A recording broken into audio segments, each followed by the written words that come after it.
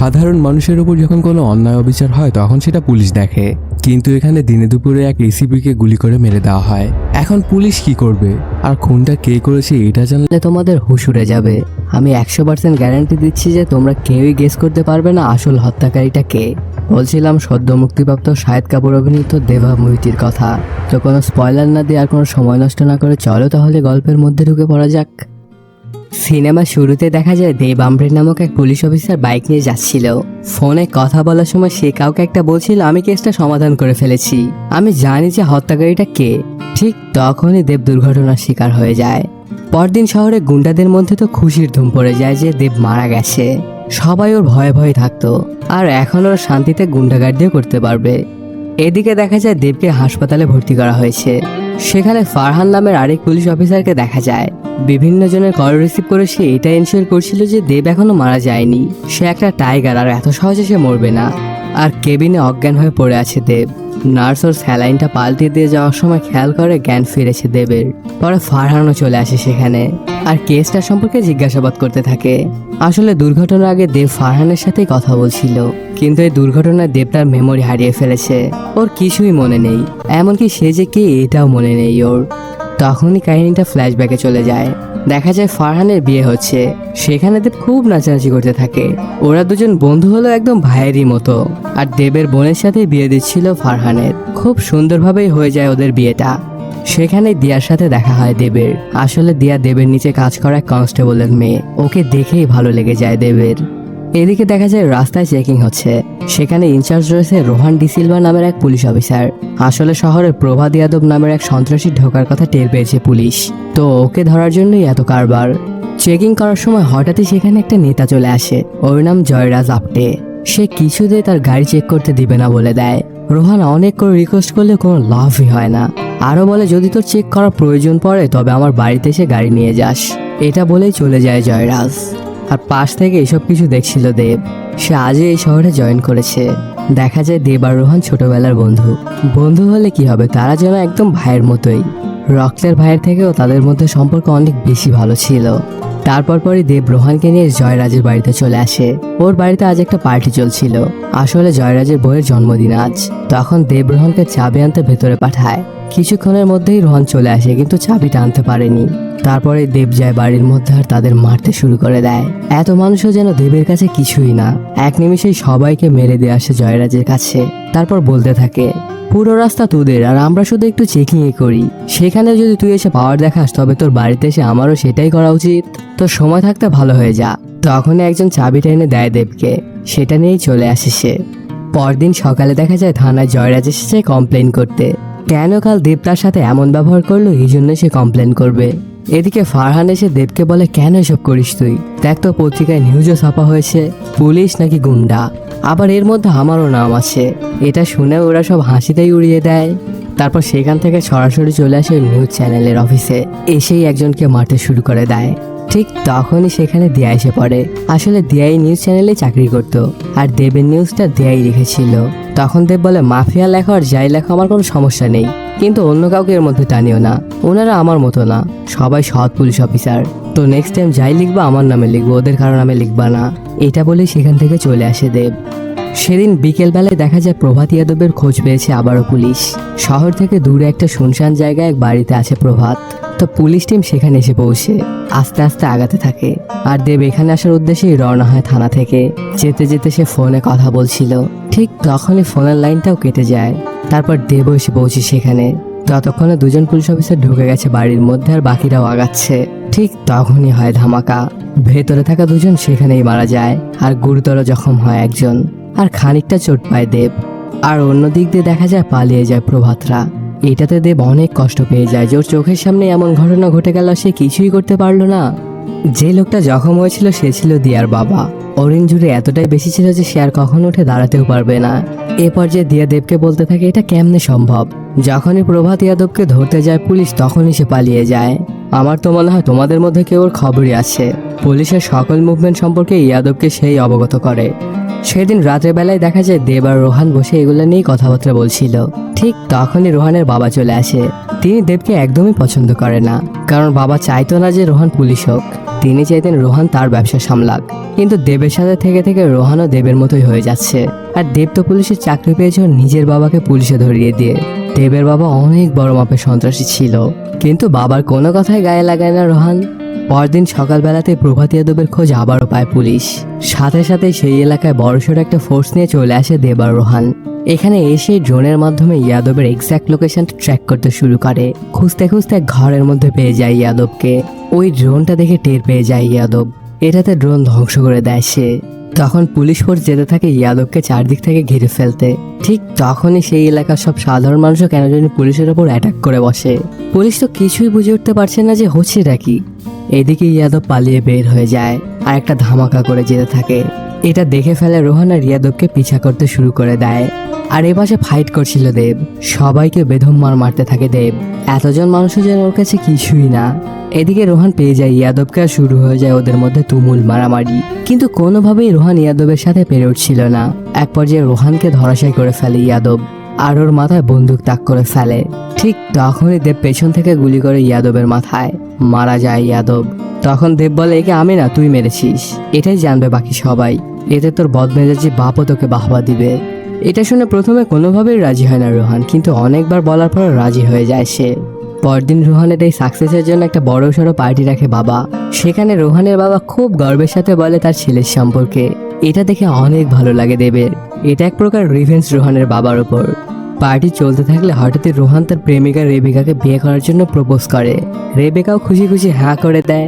খুব সুন্দরভাবে শেষ হয় ওদের পার্টিটা। কিছুদিন পরে রোহানকে তার বীরতার জন্য গ্যালেট্রি অ্যাওয়ার্ড দেওয়া হয়। তারপর রোহান দু কথা বলতে থাকে, এই অ্যাওয়ার্ড আমি পেয়েছি মানুষকে মারার জন্য। যদিও মানুষ মারা ঠিক না, তবে কোনো কোনো ক্ষেত্রে মারার প্রয়োজন পড়ে যায়। আমি সবসময় আমার ডিউটিকে বেশি প্রায়োরিটি দিয়েছি। এটুকু বলতে হঠাৎ একটা গুলি এসে সোজা রোহানের হাট ছিদ্র করে দেয়। মাটিতে লুটিয়ে পড়ে রোহান। কাহিনীটা প্রেজেন্ট টাইমে চলে আসে। ফারহান কাহিনীটা বলছিল দেবকে। তারপর বোনের কল আসলে কথা বলে দেব। ওকে বাড়িতে নামিয়ে দিয়ে আসার সময় একটা পেন ড্রাইভ দেয় দেবকে। এটাতেই রোহানের হত্যার কেসের ফাইন্ডিংস আছে, যেটা ইনভেস্টিগেট করতে গিয়েই দেবের অ্যাক্সিডেন্টটা হয়েছিল। সেখান থেকে দেব সোজা বাড়িতে চলে আসে আর রোহান হত্যার কেসটা নিয়ে স্টাডি করতে শুরু করে দেয়। কাহিনীটা আবার ওই অ্যাওয়ার্ড সেরিমনিতে চলে আসে।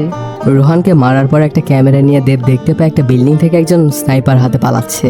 সাথে সাথেই চলে আসে সেখানে আর খোঁজাখুঁজি শুরু করে দেয়। অনেক খোঁজাখুঁজির পরেও কাউকেই পায় না সেই পুরো বিল্ডিংটাতে। পরদিনই পুরো রাষ্ট্রীয় মর্যাদা সম্পন্ন হয় রোহানের শেষ কার্য। সবাই ওর এই অকাল মৃত্যুতে অনেক কষ্ট পায়। তখনই দেব ডিসিপি ফারহানকে বলতে থাকে, ওরা আমাদের ফাংশনে এসে আমাদের ভাইকে মেরেছে, এবার আমরাও ঢুকবো প্রতিটা গলি মহল্লায় যেসব জায়গাকে আমরা আগে থেকে ছাড় দিয়ে রেখেছিলাম। খুঁজে খুঁজে একটা একটা করে মারবো এবার, কিন্তু এবার আমার ফুল ফ্রিডম লাগবে। এইসব কথা শুনে ফারহানও রাজি হয়ে যায়। সেদিন থেকে ইনভেস্টিগেশন শুরু করে দেয় দেব। সেদিন ক্যামেরাটা দিয়ে যাকে দেখেছিল তার একটা স্কেচ বানিয়ে নেয় দেব। এটা কে ছিল জানার জন্য প্রভাত যাদবের সেকেন্ড ম্যান বান্টিকে প্রয়োজন ছিল। বেল এসে এখন বাহিরে, তো বেরিয়ে পড়ে ওকে খোঁজের উদ্দেশ্যে। যেতে যেতে ওকে পেয়ে যায় রাস্তায়। তারপর গাড়ি থেকে ওকে ফালানোর চেষ্টা করে। না পারা পিছা করতে করতে চলে আসে একটা মহল্লায়। কিছুক্ষণের মধ্যে ধরে আনে বান্টিকে। তারপর ওকে স্কেচের ছবিটা দেখায়, কিন্তু কিছুই জানে না বান্টি। তাকে অনেক মারধর করার পরও কিছুই বলতে পারে না বান্টি। এটা দেখে ওর বউ চলে আসে আর বান্টিকে বাঁচানোর চেষ্টা করে। সাথে সাথেই ওর বউয়ের মুখের মধ্যে বন্দুক ঢুকিয়ে দেয় দেব। ওকে দেখে একদমই পুলিশ মনে হচ্ছিল না, সেই যেন আসল ভিলেন। এগুলো দেখে বান্টির অনেক গুন্ডা পান্ডা আসতে থাকে বান্টিকে বাঁচাতে। তখনই সেই স্টাইলে বন্দুক লোড করে পা দিয়ে রেডি হয়ে যায় দেব। কিন্তু কনস্টেবলটা অনেক বলে করে সেখান থেকে দেবকে নিয়ে আসে এক বৃদ্ধ দম্পতির কাছে। যে বিল্ডিংটা থেকে গুলি চালানো হয়েছিল এই বৃদ্ধ দম্পতির বাড়িও তার পাশের বিল্ডিংয়েই। আর রোহান যেদিন মারা গিয়েছিল তার আগের দিন ওই বিল্ডিং এর সামনে সবুজ কালারের একটা গাড়ি দেখেছিল বৃদ্ধ মহিলাটা। কিন্তু এটাতে তো কিছুই প্রমাণিত হয় না। কোনো শক্তপোক্ত প্রমাণ না পেয়ে থানায় চলে আসে দেব। তখনই কনস্টেবলটা বলে ওঠে, ওই সেম মডেলেরই সবুজ কালারের গাড়ি আপনার কাছে একটা আছে। তখনই রোহানের প্রেমিকা ভাবনার কল আসে দেবের ফোনে। ভাবনা বলে, তোমার সাথে জরুরি কিছু কথা আছে রোহান। তারপর একটা হোটেল রুমে আসতে বলে দেবকে। এদিকে দেখা যায় জয়রাজ আপ্তের একটা সমাবেশ হচ্ছিল। সেখানেই চলে আসে দেব। কনস্টেবলটাকে পাঠায় আপ্তেকে ডেকে দেওয়ার জন্য, কিন্তু ওর সেক্রেটারি বলে এখন সম্ভব না, দেখছো না এখন বক্তব্য দিচ্ছে, তো সন্ধ্যার সময় এসো। কনস্টেবলটা এসে এগুলো যখন দেবকে বলে সে তো পাগলা হয়ে যায় আর একটা হ্যান্ডমাইক নিয়ে আপটেকে এটা ওটা বলতে শুরু করে দেয়। সাথে খারাপ খারাপ অঙ্গভঙ্গি করতে থাকে। পরে গাড়ির সাথে একটা কাগজ লাগিয়ে দিয়ে চলে আসে দেব। সেদিন সন্ধ্যার সময় ফারহানের ডাকে আসে দেব। আপনার সমাবেশে গিয়ে ওইসব কর্মকাণ্ড করায় দেবের উপর অনেক রাগ দেখায় ফারহান। ওর এসব কাজের জন্য উপর থেকে অনেক চাপ আসছে। আপনি তো চায় তোকে সাসপেন্ড করাতে, এবার মনে হয় তোকে আমিও বাঁচাতে পারবো না। কিন্তু দেব বলে রোহানের খুনিকে খুঁজে বের করতে যা যা করতে হবে আমি সেগুলো করব। আমি চাকরির পরোয়া করি না, চাকরির থেকে আমার ভাই আগে। এটা বলেই সেখান থেকে চলে যায় দেব। 50 মিনিট পরে ফারহানকে কল দিয়ে জানায় কেসটা সলভ করে ফেলেছি আমি, কে হত্যা করেছে আমি সেটা জানি। এটা বলতে বলতেই অ্যাক্সিডেন্ট হয়ে যায় দেবের। এতটুকু বলেই থামে ফারহান। তুই যেহেতু এই কেসটা একবার সলভ করেছিলি তো তুই আবারও পারবি, তুই তো শুধু তোর মেমোরিটা হারিয়েছিস, মস্তিষ্ক না। কিন্তু কোনোভাবেই দেব বুঝতে পারছিল না সে কিভাবে এই কেসটা সমাধান করবে। তারপর ফারহান এসে দেবকে তার বাড়ির সামনে নামিয়ে দিয়ে চলে যায়। ঠিক তখনই দুজন লোক আসে একটা অ্যাড্রেস জানতে, আর আচমকায় দেবকে অ্যাটাক করে বসে। দেব কিছু বোঝার আগেই ওদেরকে মারা শুরু করে দেয়। দেবের হাত যেন একা একাই চলছিল। পরক্ষণে আরো লোকজন আসে ওকে মারার জন্য। আসলে বান্টির বইয়ের সাথে সেদিন দেব ওইরকম ব্যবহার করার জন্য ওকে অ্যাটাক করছে বান্টি। ঠিক তখনই দেব আবারও সেই স্টাইলে পা দিয়ে বন্দুক লোড করে রেডি হয়ে যায়। এটা দেখে এবারকার মতো ওকে ওয়ার্নিং দিয়ে ওরা চলে যায় সেখান থেকে। বাসায় এসে দেব তো চিন্তায় পড়ে যায়, কিভাবে সে এই কেসটা সমাধান করবে কিছুই বুঝে উঠতে পারছিল না সে। কিছুক্ষণ পরেই দিয়া দেখা করতে আসে দেবের সাথে। যদিও দেবের কিছুই মনে পড়ছিল না দিয়ার সম্পর্কে, তারপরেও তার সাথে অভিনয় চালিয়ে যায়। দেব যে তার মেমোরিটা হারিয়ে ফেলেছে এটা দেব, ফারহান আর ডাক্তার ছাড়া কেউই জানতো না। দিয়ার থেকে সে জানতে পারে ওই অ্যাক্সিডেন্টের আগে দিয়ার সাথে তার কথা বা দেখা হয়নি দেবের। তাহলে মধ্যের 20 মিনিট সে কোথায় গিয়েছিল? পরদিন সকালে দেবের অ্যাপয়েন্টমেন্ট ছিল সাইকিয়াট্রিস্টের সাথে। সেখানে গেলে ডাক্তার জানায় তোমার মেমোরি হয়তো বা সময়ের সাথে সাথে চলে আসবে। দুর্ঘটনার আগের দেব আর এখনকার দেব এক নয়। সেটা যদি দেব এ হয় তাহলে তুমি হলো দেব বি। তবে দেব এর শারীরিক সবকিছুই তোমার পেশি মনে রেখেছে, একটু সময় দাও বাকি সবকিছু মনে পড়ে যাবে তোমার। সেখান থেকে দেব সোজা চলে আসে থানায়। ওকে ইউনিফর্মে দেখে তো সবাই অবাক হয়ে যায়, কারণ দেব কখনোই ইউনিফর্ম পরতো না। তারপর কেস নিয়ে আলোচনা করার সময় দেশের সবচেয়ে ভালো স্নাইপার ব্যবহার করা গুন্ডাকে ডাকতে বলে দেয় দেব। তারপরে চলে আসে কোর্টে। বান্টির বইয়ের মুখে বন্দুক ঢুকে ভয় দেখানোর জন্য কেস করেছিল সে। কোর্টে আসার পরে দেবকে জিজ্ঞাসা হয় সে মহিলাটাকে চিনে কিনা, কিন্তু সে জানায় না আমি চিনি না এই মহিলাটাকে। তখন কোর্টে সেই দিনের করা একটা ভিডিও দেখানো হয়, যেখানে ছাপ দেখা যাচ্ছে দেবের বিরুদ্ধে যেসব আরোপ লাগানো হয়েছে সেগুলো সবই সত্য। তখন দেবের উকিল জজের থেকে কিছুদিনের সময় চায়, কারণ দুর্ঘটনা থেকে দেব এখনো পুরোপুরি সুস্থ হয়নি। তো জাজ দেবকে 2 মাসের সময় দেয়। সেখান থেকে দেব চলে আসে তার ফোন নিতে। দোকানদার আগামীকাল দিতে চাইলে তাকে মেরে ধরে ফোনটা আজই নিয়ে নেয়। সেখানে দিয়ার সাথে কাটানো ক্লোজ মুহূর্তের কিছু ছবি দেখতে পায় দেব। হঠাৎই দেব খেয়াল করে রাস্তা দিয়ে একটা নীল গাড়ি যাচ্ছিল, কিন্তু সেটা যখন হলুদ লাইটের নিচে যাচ্ছিল তখন গাড়িটা সবুজ মনে হচ্ছিল। এটাতে দেব বুঝতে পারে যে ওই বৃদ্ধ মহিলাটা যে গাড়িটি দেখেছিল সেটা আসলে নীল ছিল, মানে এতদিন ওরা ভুল কার ফলো করছিল। ঠিক তখনই একজনের খোঁজ পেয়ে যায় ওরা, আর সেদিকেই যেতে থাকে। কিছুক্ষণের মধ্যেই চলে আসে সেই জায়গায়। আস্তে আস্তে ঘরের মধ্যে গিয়ে ধরে ফেলে সবাইকে। পরে মেন যে লোকটা সে পালিয়ে যায় ওদের হাত থেকে। ওকে পিছা করতে থাকে দেব আর একটা লেডি কনস্টেবল। কেন জানি দেব গুলি চালাচ্ছিল না। তখন মেয়েটা গুলি করে ধরে ফেলে লোকটাকে। আসলে ইনি ইয়াদবের ডান হাত মান্দার। ওকে গুলি করা এখন সে আইসিইউতে। ওর জ্ঞান ফিরলে জানা যাবে যে পুলিশ থেকে কে খবর পাঠাতো ইয়াদবকে। পরদিন রোহানের জন্য সবাই একসাথে সমবেত হয়। এখানে দেবও চলে আসে। পরে সে বাহিরে গিয়ে দাঁড়িয়ে থাকলে সেখানে রেবেকা আসে আর বলতে থাকে তোমার দুর্ঘটনার দিন রাতে হোটেলগুলো কাউকে বলনি, এটার জন্য তোমাকে ধন্যবাদ। এর মানে হচ্ছে মধ্যের ওই 20 মিনিট দেব রেবেকার সাথেই হোটেল রুমে ছিল। ওই হোটেলে রেবেকার সাথে কি হয়েছিল দেবের সেটা একটু পরেই জানতে পারবে। দেবও জানে না তাদের মধ্যে কি হয়েছিল সেদিন রাত্রে। এটা নিয়ে অনেক চিন্তায় পড়ে যায় দেব। পরদিনই রেবেকাকে এক রেস্টুরেন্টে ডাকে দেব, আর সেদিন রাতে কি কি হয়েছিল সেগুলো জানতে চায়। কিন্তু কোনোভাবেই রেবেকা ওগুলো বলতে যাচ্ছিল না, কারণ দেব সেগুলো রেকর্ডিং করছিল। এগুলোতে রেবেকা অনেক রেগে সেখান থেকে চলে যেতে থাকে আর বলে ওই ভিডিওটা তুমি কোনোদিনও পাবে না, আর ভিডিওটা ডিলিট করতে যায়। তখনই খপ করে ফোনটা কেড়ে নেয় দেব। সেখানে দেখতে পায় রেবেকা আর রোহানের একটা ভিডিও কল রেকর্ডিং, যেটা রোহান মারা যাওয়ার আগের দিন রাতের। সেখানে রেবেকা বলে কাল তুমি বক্তব্য দিবে আর আমি সেখানে থাকতে পারবো না, তো প্লিজ একবার আমার সামনে তুমি রিহার্সেল করো, দেখি তুমি কেমন বক্তব্য প্রিপেয়ার করেছো। তখন রোহান বলতে থাকে মানুষ মারার জন্য এই অ্যাওয়ার্ড আমি পেয়েছি। আমি সব সময় আমার ডিউটিকে সবার উপরে রাখতাম, কিন্তু এবার আমি আমার বন্ধুকে উপরে রাখবো।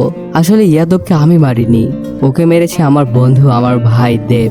তো এটা তোর অ্যাওয়ার্ড, তুই এটা ডিজার্ভ করিস দেব। এগুলা দেখে দেব বুঝে যায় ডিপার্টমেন্টের কেউ আছে যে আমাকে অ্যাওয়ার্ডটা পেতে দেখতে চায় না, আর সে কোনোভাবে রোহানের প্ল্যানটা জেনে গিয়েছিল আর ওই জন্যই ওকে মেরে দিয়েছে। এদিকে দেশের নাম্বার 1 স্নাইপার গুন্ডাকে ডাকা হয় ক্রাইম সিনে। তারপর তাকে ওই বিল্ডিংয়ে নিয়ে যাওয়া হয়, কিন্তু লোকেশন দেখে সে জানায় এখান থেকে মারা অসম্ভব, কখনোই গুলি টার্গেটে লাগা সম্ভব না, কারণ পুরোটাই ফাঁকা জায়গা আর অনেক বাতাসও বেশি। তারপর সে আরেকটা বিল্ডিং দেখিয়ে বলে এখান থেকে ক্লিন শট নেওয়া সম্ভব। সেখানে এসে সবকিছু পর্যবেক্ষণ করে সে জানায় এখানে কিলার রিমোট কন্ট্রোল স্নাইপার ব্যবহার করেছে আর মোবাইল দিয়ে সব কাজ শেষ করেছে। তাহলে ওই বিল্ডিং থেকে স্নাইপার হাতে একটা লোককে নেমে যেতে দেখেছিল দেব, তার কি? তখন ওই ক্যামেরাটাই আনা হয়, কিন্তু দেখা যায় ক্যামেরা দিয়ে তো দূরে কিছুই দেখা যায় না। তাহলে সেদিন দেব কিভাবে দেখেছিল? পরদিন পুলিশ কমিশনার এসে দেবকে আচ্ছা হারে ঝাড়তে শুরু করে, কারণ এতদিন হয়ে গেল সে কিছুই খুঁজে পায়নি। তারপর জানতে পারে দেবের মেমোরি চলে গেছে। পরে কেসটা দেবের থেকে নিয়ে আরেকজনকে দিয়ে দেয় আর আগামী 48 ঘন্টার মধ্যে কেসের সকল ডকুমেন্ট ওকে দিয়ে দিতে বলে দেয়। তারপর দেব আসে মান্দারের সাথে দেখা করতে। তখন মান্দার জানা ওই খবরের কানেকশন ডাইরেক্ট ইয়াদবের সাথে ছিল। ওর আসল নাম তো জানি না, কিন্তু ওকে ভুল বলে ডাকতো ইয়াদব। তখন দেব আসে ফরেন্সিক ডিপার্টমেন্টে ইয়াদবের ফোনের কল লিস্টের কপি নেয় আর জানতে পারে প্রতিটা অপারেশনের আগেই বুলের নাম্বার থেকে ইয়াদবের নাম্বারে কল যেত, শুধুমাত্র শেষ অপারেশনটা বাদে। তারপর বাড়িতে এসে সবকিছু ঘাটাঘাটি করতে থাকে দেব। পুরো 48 ঘন্টায় সে এভাবেই কাটিয়ে দেয়। তারপর ফারহানের কাছে এসে বলে কেস সলভড। গত 48 ঘন্টায় আমি যা যা পেয়েছি সবকিছু এই ফাইলে আছে, আর এই ফাইলে শেষের পাতাটা আমি ভরাট করিনি। ওটা তোমার কাজ, ওটা তুমিই করবে। আসলে এতদিন ধরে যে ভুলকে ওরা সবাই মিলে খুঁজছিল সেটার অন্য কেউ না, দেব নিজেই। সেই যাদবকে কল দিয়ে সবকিছু জানাতো। আসলে রোহান এই সত্যটা জেনে গিয়েছিল যে দেবই আসল ভুল। তখন দেব বলে আমি তো তোর মতো বড় ঘরের সন্তান না, তো কখনোই পেট ভরে আমি খেতে পারতাম না। একদিন বাড়িতে মিষ্টি দিয়ে যায় একজন লোক, পেটের খিদায় আমি পুরোটাই খেয়ে ফেলি। এই জন্য বাবা আমাকে অনেক মেরেছিল সেদিন। তারপর আমি হাসপাতালে যাই চিকিৎসার জন্য। সেখানেই দেখা হয় প্রভাত দাদার সাথে। ওই দিন সেই বিল প্রভাত দাদাই দিয়েছিল আমার চিকিৎসার জন্য, এই জন্যই ওকে আমি হেল্প করতাম। এইসব কিছু শুনে রোহান বলে প্রভাত আমাদের লোকের সাথে কি করেছে তোর মনে নেই? দিয়ার বাবা কি অবস্থা করেছে? তখন দেব বলে এই জন্য তো মেরে দিয়েছি ওই জানোয়ারটাকে। এখন তুই আমাকে একটা সেকেন্ড চান্স দে, আমি দিয়ার সাথে নতুন করে আবার আমার জীবনটা শুরু করতে চাই। প্লিজ তুই এখানে বাধা হয়ে দাঁড়াস না, একটু বোঝার চেষ্টা কর। কিন্তু রোহান একদমই দেবের সাথে একমত হতে পারে না। আরও সে বলে দিয়া যদি জানতে পারে যে তার বাবার ওই অবস্থার জন্য তুই দায়ী, তাহলে কি থাকবে তোর সাথে সে? আর সে দেবের মুখ সবার সামনে খুলতে চায়। এটা নিয়ে দুজনের মধ্যে একটু হাতাহাতি হয়ে যায়। এই পর্যায়ে দেব ফারহানকে বলে তোমাকে তো আমি সেদিন রাতেই বলে দিয়েছিলাম যে আমিই খুনি, তারপরে তুমি আমাকে দিয়ে কেসটা আবারও সলভ করালে। যে সব রাস্তা দেব এ বন্ধ করেছিল সেগুলো আমি দেব বিকে দিয়ে খোলালে তুমি। আসলে তুমি একজন জিনিয়াস পুলিশ অফিসার। আসলে সেদিন রাতে দেব ওই রিমোট কন্ট্রোল স্নাইপারটা জায়গা মতো ফিট করে দেয়, মোবাইল দিয়ে সুন্দর করে টার্গেটটা ফিক্স করে ফেলে। আর সেই অ্যাওয়ার্ডের দিন রোহান যখন বক্তব্য দিচ্ছিল তখন পাশ থেকে মোবাইল ব্যবহার করে শট নিয়ে মেরে দেয় রোহানকে।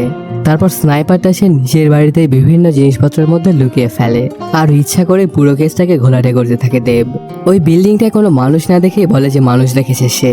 তারপর প্রভাতের লোকদের দিকে তীর ছড়ে। ওর একটাই চাওয়া পাওয়া ছিল যে সে যেন ধরা না পড়ে যায়। অ্যাক্সিডেন্টের রাতে রেবেকা যখন দেবকে ডেকে রোহানের সেই ডেমো স্পিচটা দেখায়, এটাতে দেব বুঝতে পারে সে কত বড় ভুল করে ফেলেছে। সে ভাইয়ের থেকেও আপন বন্ধুটাকে মিসআন্ডারস্ট্যান্ডিং এর জন্য মেরে ফেললো। এই জন্য সে ফারহানকে কল দিয়ে সবকিছু বলে দেয় যে আমি রোহানের খুনি। তারপর পরে ওর অ্যাক্সিডেন্টটা হয়ে যায়। ফারহানের ওকে দিয়ে কেসটা সলভ করানোর মূল কারণটা ছিল ফারহান শুধু এটুকু জানতো যে খুনটা দেব করেছে, কিন্তু কেন করেছে বা কিভাবে করেছে এটা তো জানতো না। তো এই জন্যই সে এই চালটা চেলে দেয়। ফারহান দেবকে ধরার আগে বলে আমি একটু দিয়ার সাথে দেখা করতে চাই। তখন গিয়ে দিয়াকে সবকিছু খুলে বলে। এটাতে দিয়া ওর নামের নিউজটা সবার আগেই করে। 6 মাস পরের কথা, জেলের ভেতরে কয়েদিরা সিগারেট খাচ্ছিল। তখন এক পুলিশ এসে ওদেরকে ধমকাতে থাকলে কয়েদিরা সবাই মিলে পুলিশদের বেধম মারা মারতে থাকে। এতগুলো কয়েদির সাথে একদমই পুলিশরা পেরে উঠছিল না।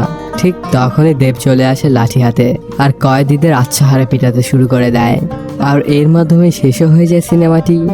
এবার তোমরা সত্য সত্য কমেন্ট করো যে কারা কারা গেস করতে পেরেছিলে যে আসল খুনিটা কে। তো বন্ধুরা, কেমন লাগলো আজকের এই এক্সপ্লেইনটা জানাতে কমেন্ট করো। আর যদি এখনো চ্যানেলটিকে সাবস্ক্রাইব না করে থাকো তাড়াতাড়ি সাবস্ক্রাইব করে নাও। দেখা হচ্ছে নতুন কোনো ভিডিওতে। টিল দেন।